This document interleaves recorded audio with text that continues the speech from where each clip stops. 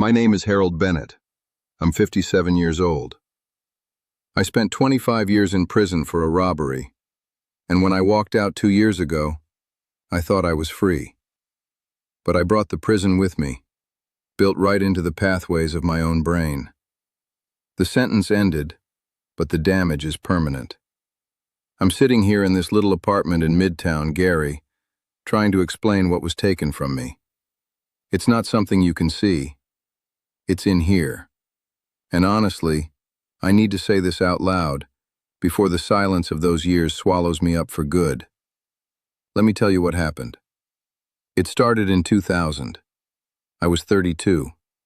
Before that, I was just a guy, a factory assembler. I had my GED. I was a father to a little boy. My mom raised me and my 2 brothers, and it wasn't easy, but we got by. Then I made a terrible choice, a robbery. It was violent, but I didn't use a weapon. They gave me 30 years. And in that county jail cell, waiting to be moved, I made a plan. I told myself, head down, do the time, get back to your life. I thought I was being strong. For my son. I thought I could just pause everything and hit play again later. You never forget the sound of that first metal door closing in intake. It's a final sound. It clangs shut and something inside you just seals off. My boy was little. My ex-wife had him. I told myself, I'll be out before he's my age. I thought time was something you could just serve and get back, like checking a coat at a restaurant. So I divorced myself from the man on the outside to survive the man on the inside. But here's the thing. You can't divorce your own mind. The changes started small. About 5 years in, my brother sent me a letter. He was one of the few who wrote, even if it was just sometimes. Inside was a photograph. It was my son. He must have been about 10 years old, wearing a baseball uniform. He was smiling. I held that picture and I stared at it for hours. I tried to feel something. The pride, the connection, the love a father is supposed to feel looking at his kid. But I couldn't find it. All I felt was this cold, flat distance. It was like looking at a character in a storybook, not my own flesh and blood. That was the first time I got really scared. Not of the prison or the men around me. I was scared of what was happening inside my own head. You see, prison has a rhythm. Counts, meals, lockdowns. Your brain adapts to it. You learn to see every shadow as a threat. You learn not to trust a soul. The noise of the gallery, the constant yelling, the gates slamming, the chaos, it becomes your normal. Then, about 10 years in, we had a lockdown. 23 hours a day in the cell for a whole week. No TV, no nothing. Just you and the walls and the silence. And in that silence, I found a new companion. I started talking to myself. I don't mean just thinking. I mean full, out-loud conversations. I'd argue points about nothing. I'd tell myself jokes and laugh. I'd recount my entire day, detail by detail. My own voice became my only safe friend. When the lockdown ended and the noise came back, it was physically painful. The yelling felt like needles. The gate sounded like an explosion. My brain had been rewired for silence. The real world had become too loud. That became my normal for the next 15 years. The ritual, the silence, the constant watchfulness. The letters from my brothers got fewer. My son stopped being mentioned. I found out my mother passed. I knew these things happened, but they felt like news from another country. A country I used to live in. My world was 8 steps long and 5 steps wide. My job was to exist in it without causing trouble. I got real good at being a prisoner. I forgot how to be a person. Then one day they told me I was getting out. Early release. 25 years served. I thought I'd won. I thought, this is it. I did my time. Walking out that gate was like being born onto another planet. The air smelled different. The colors were too bright, like someone had turned up the dial on the whole world. Sounds hit me in a chaotic wave. Cars, voices, a dog barking somewhere. It wasn't the steady, predictable noise of the gallery. It was messy, and it came from everywhere at once. My parole officer, a guy named Ray who didn't say much, drove me to this apartment in Midtown. He handed me keys. I just stared at them. A key to a door that wasn't locked by someone else. He said, "Good luck, Bennett," and then he was gone. I was standing in the middle of an empty room, holding my plastic bag of belongings, and I was supposed to be free. I was supposed to be Harold Bennett again. But that first night, the truth came crashing down. I couldn't sleep. The quiet, it wasn't quiet. It was a deafening kind of silence. No snores from the bunk below. No coughs echoing down the tier.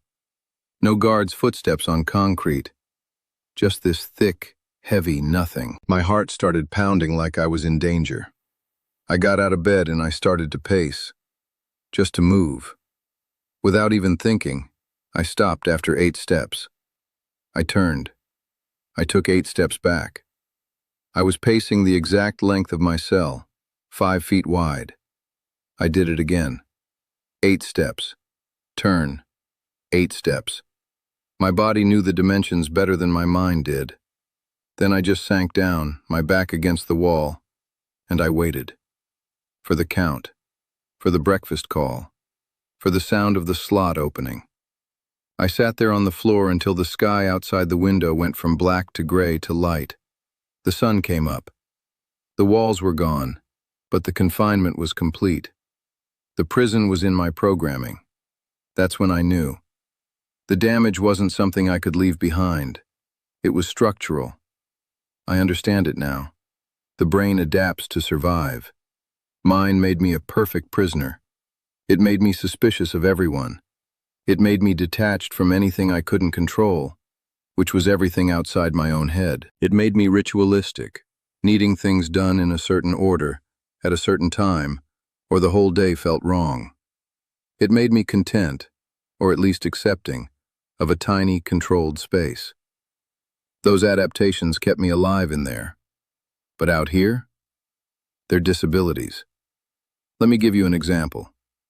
A few weeks after I got out, I needed groceries. Ray gave me a list of places that would hire a guy like me. But first I had to eat. I walked to the store. Just walking down the sidewalk was an ordeal. Too much space. No one telling me where to go. I got inside, and the fluorescent lights were buzzing, and the music was playing, and there were so many colors on the shelves. I needed cereal. I stood in that aisle for 20 minutes, just staring.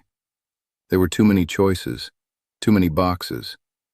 In prison, you ate what they gave you. You didn't choose. My heart started racing. My palms got sweaty.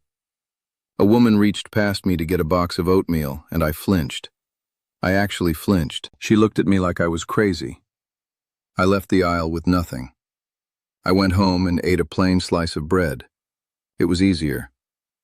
The regret isn't just the crime. I regret that, of course, every day. But the deeper regret, the one that eats at me now, is that I didn't fight to keep my mind free every single day. I thought doing the time was the battle. I thought staying out of trouble was winning. But I was surrendering. I let my own mind become the perfect tool for my captivity. I let it wall off my son because the pain of missing him was too much. I let it find comfort in silence because the noise was chaos. I let it shrink my world down to 8 steps because anything bigger was terrifying. So why am I telling you this? It's too late for the man I was. That man, the factory assembler, the young father from Gary, he's gone. He didn't survive. What's left is this version. This one that gets overwhelmed at the grocery store. This one who still counts steps without meaning to. This one who feels like a ghost walking through a world that built itself while I was away.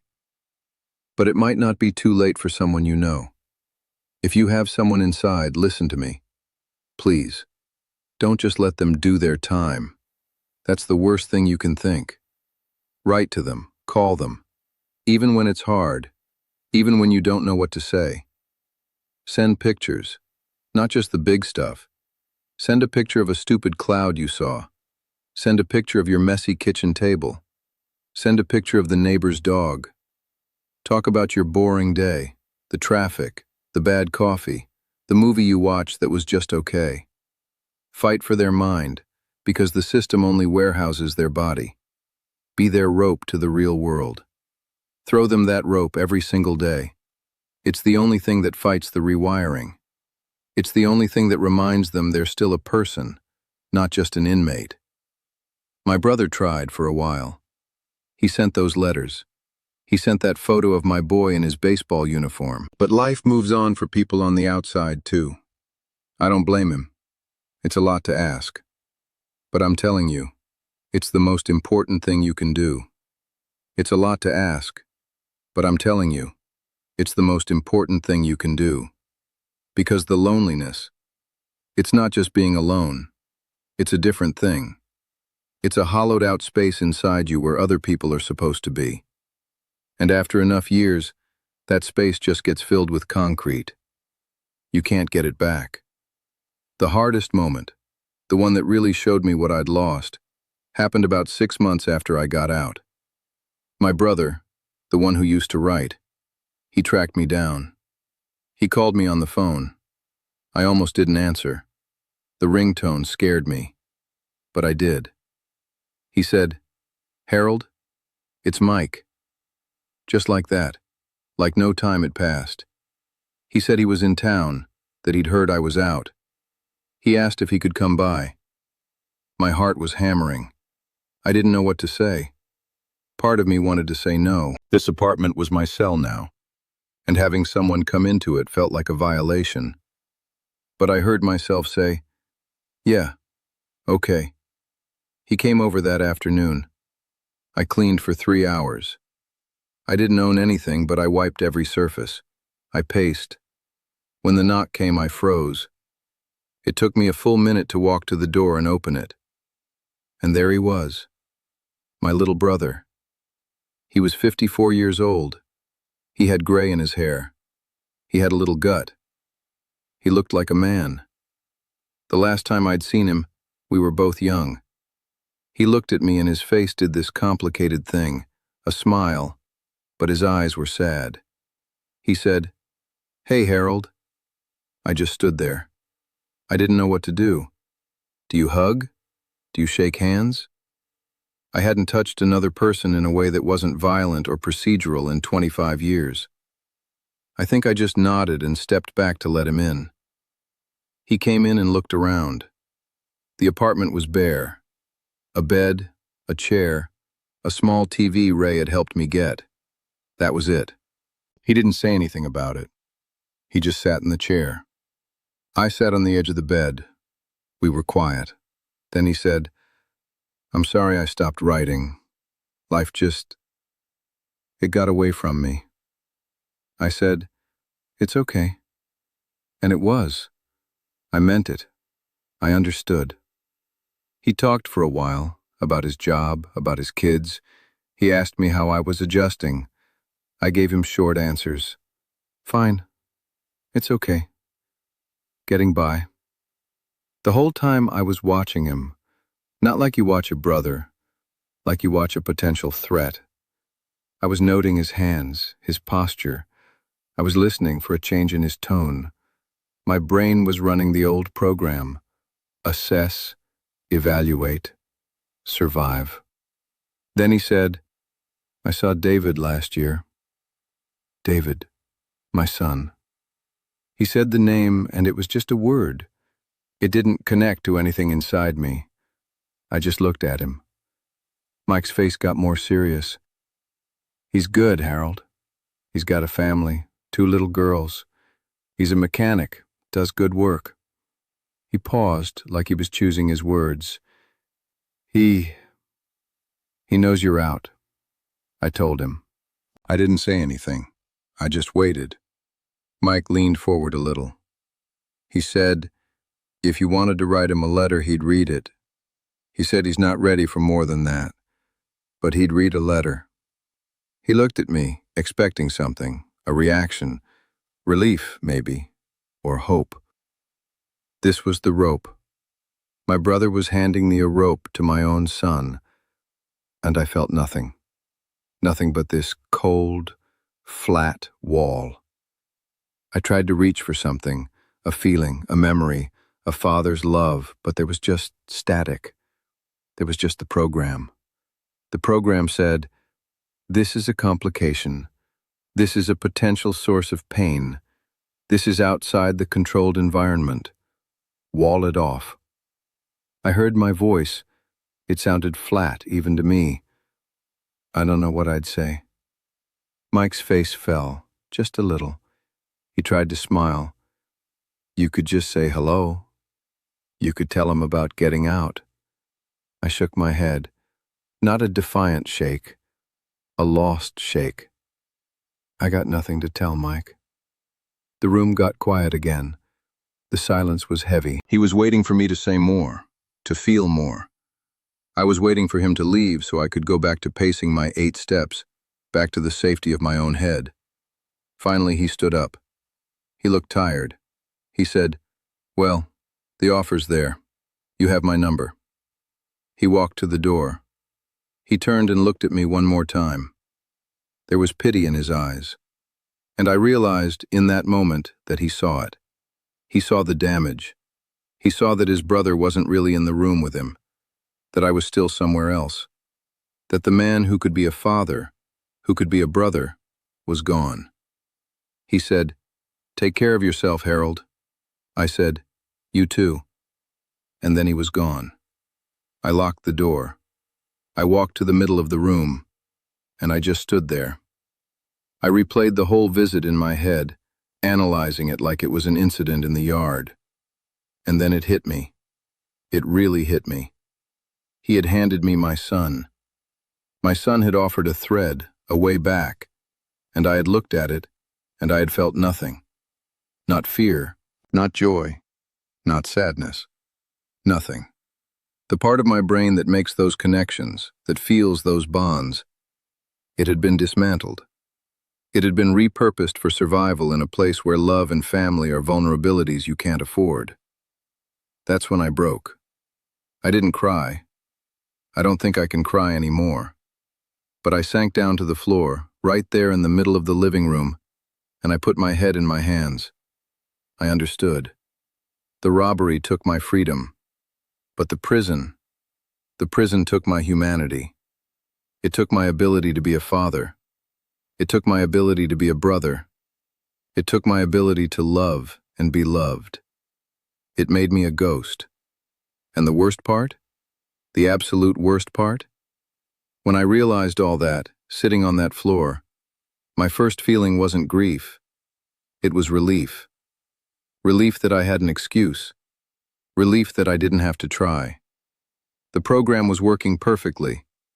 It was keeping me safe from the terrifying, complicated mess of being a person. I was free, and I was relieved to be alone. That's the permanent damage. That's the permanent damage. The relief was the final proof. My own mind had turned against me to survive, and now it was keeping me captive in a different way. It's been 2 years since that visit from Mike. I haven't written the letter to my son David. I think about it. I have a pad of paper. But every time I pick up the pen, the wall goes up. The program runs. It's not that I don't want to. It's that the part of me that knows how to want that, it's gone. Here's what I understand now, sitting here at 57. The brain adapts to survive, but it doesn't adapt back. Not all the way. You can't put 25 years of hypervigilance, ritual, and enforced detachment into a brain and then just shake it out. It leaves a residue, a permanent wiring. The regret isn't just the crime. I live with that every day. The deeper regret is that I thought serving time was a passive thing. I thought I could just wait it out. I didn't know I had to fight, every single day, to keep my mind my own.